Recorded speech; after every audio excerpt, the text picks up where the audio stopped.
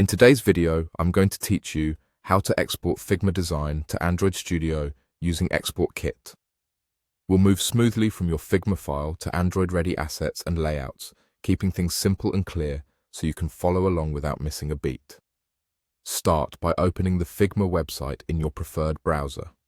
If you're not already signed in, go ahead and log into your account so you can access your work. Once you're in, open your project. It's best to have the exact file and page you want to export ready with the frame or artboard that represents your screen clearly selected. A quick tip before we proceed: keeping your layers organized, named properly, and grouped logically will greatly improve the quality of your export and make things easier in Android Studio later. Next, click Action. In Figma, this typically refers to the Quick Action search. You can access it from the toolbar search field or with the standard shortcut if you prefer, but clicking it from the interface is perfectly fine. This brings up a command-style window where you can quickly find tools and features.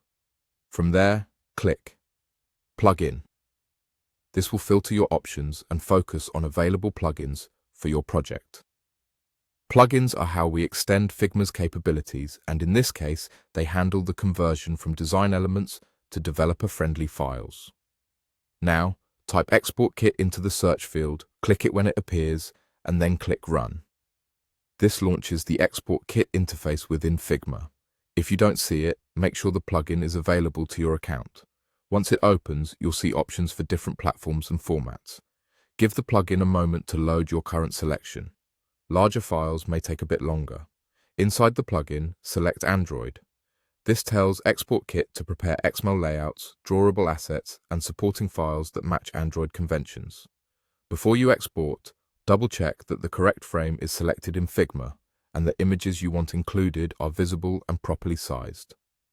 Vector elements generally translate better, and consistent naming helps keep the generated project structure clean. Finally, click Export. The plugin will process your design and package it into Android-friendly output. Depending on your settings and the size of your design, you'll either receive a downloadable package or a saved folder on your machine. Keep an eye on any status messages the plugin displays and wait for it to finish before closing the window. After the export completes, you'll have assets and layout files ready for use in Android development, making it much easier to bridge the gap between design and code.